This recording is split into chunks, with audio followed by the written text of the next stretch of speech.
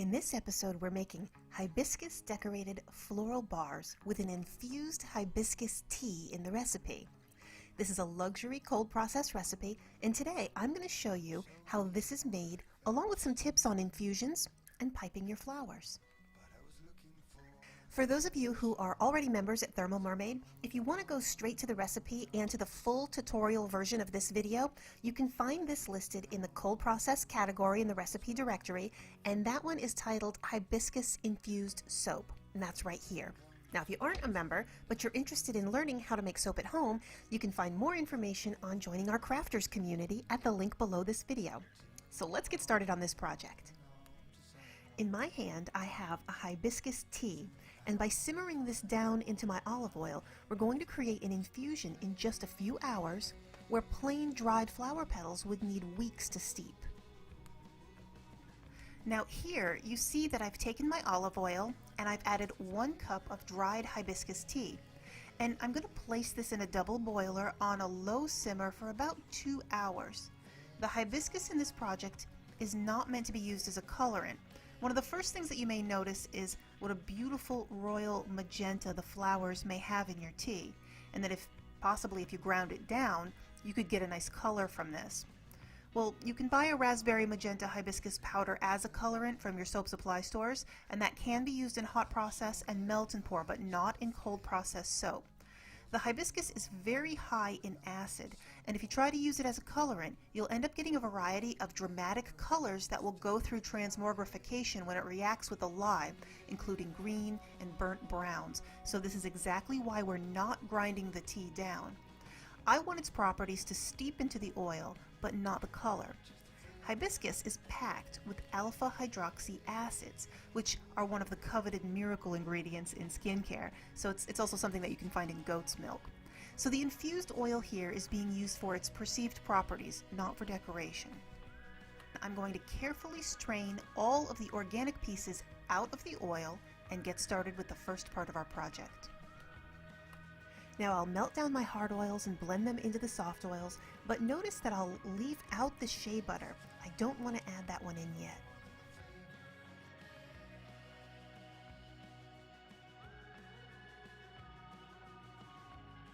I'm going to add 1.5 ounces of fragrance oil.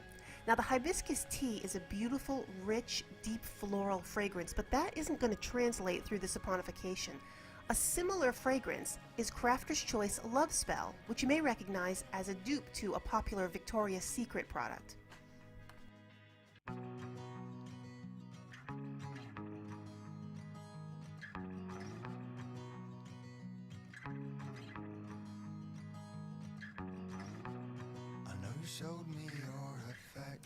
Now I'm going to mix this for just a few minutes and let the batter combine. And then when I'm satisfied, I'm going to add the shea butter and finish emulsifying. Again, most of the shea in this recipe is the superfat, so the feeling of this bar is going to be rich and smooth because most of the shea butter here is not going to be turned into soap. It's just going to stay shea and float in the bar.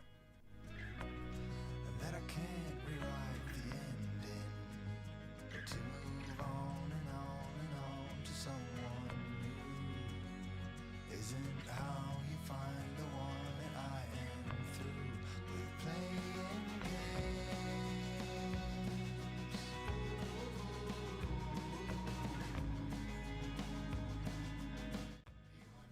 The base of this bar is going to have a nice light floral swirl to it. I'm going to separate it out into 3 parts. The largest part will be colored white, 1 part pink with Cosmic Caroline, and 1 part green with Soapberry Green. Now I'm going to blend these colors right back down, and then you're going to see me transfer everything back together into one bowl again, and then from there I'm going to transfer it over into the mold. Now the soap is going to set up fairly quickly as I'm working, and I want to get this mixed together in a nice, light, wispy swirl.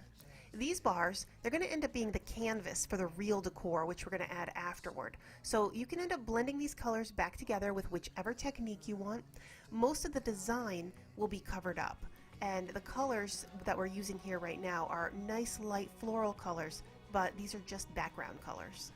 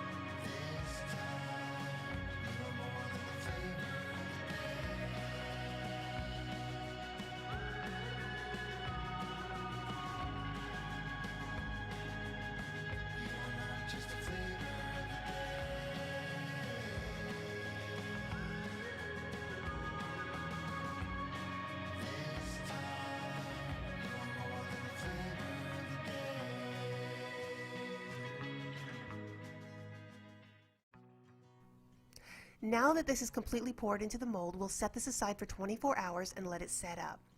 Now once it's become solid, it goes onto the cutter and we slice it into 11 pieces, and you can now see how pretty this wispy design has become. And now we have the canvas that's going to hold the second part of the project, the hibiscus flower. On and on to someone new, as if no one knew what I was going through. I know you think I'm Now it's time to make another pound of soap, and we'll separate that out into the colors that we want. This bold tropical pink will be the main part, and then the rest of these are just accent colors, so we only need just a few ounces of our other three colors.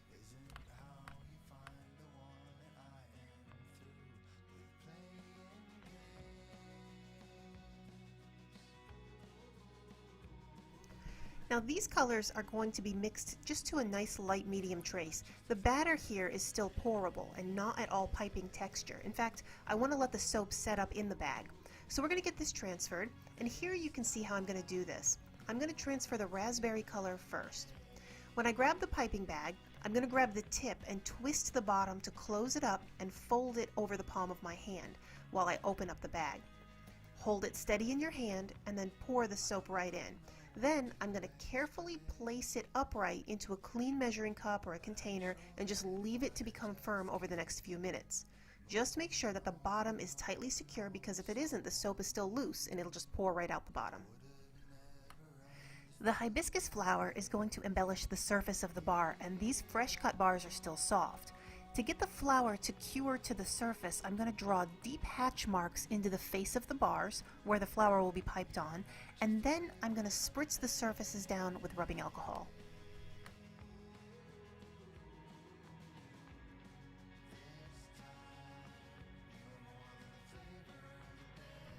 Now watch as I pipe the 5 flower petals. The small end of the piping tip is pointed to the outside of the petal, and the fat end is pointed to the inside of the petal. To create each petal, I'm going to start right where I imagine the inside of the flower will be, and draw upward slowly and then back down in a U shape. And I'm going to just turn the bar just slightly to overlap each petal until there are 5 ruffled petals. And then I'll do this again so you can see it again. Again, the thin part of the tip is on the outside of the petal, and that fat round edge is on the inside. Now you'll notice here that the edges of my petals are coming out a little bit rugged and ruffled, and this is what happens when I pipe flowers using the recipe with the palm shortening, because those fat molecules are so big the texture ends up coming out a bit like Play-Doh. Now this will keep firming up, so with this recipe you do need to move along at this stage before it becomes too thick, but as you can see here, we have plenty of time to get all these flowers piped on here. Now don't forget, if you liked watching how this luxury bath soap is made, you can subscribe to this channel and watch how we make all sorts of bath cosmetics that you can also make at home. And if you want to ask questions, or you want to see what other people are making, come on over to the Facebook group and get a peek at what soap makers do in their spare time. The link to the Facebook group is right down below this video. and that I can't rewrite the ending, but to move on and on and on to someone new isn't how you find the one that I am through with playing games.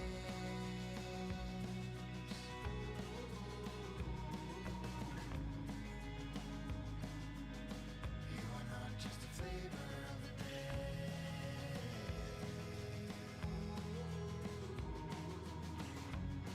This time, you are more than a flavor of the day. Next, we're going to take the smaller leaf tip and we're going to add in a little bit of accent foliage right around the edges of our flowers. Know what to expect, but I'm sure that if I just kept moving on and on and on to someone new, I would have never understood that I had you who gave it. The pistil of a hibiscus is really large and pronounced, so we're just going to draw a solid white line across your flower petals, sort of in a decorative way that looks like they fit into the flower. And we'll do this on each one of them, and then the stamen of the flower are just going to be small little orange dots that will decor around the pestle so that we can see what this flower looks like. And as we draw this on, you'll see that they slowly take shape. And once these have had a few days to set up, you can then get a glimpse of what the finished product looks like.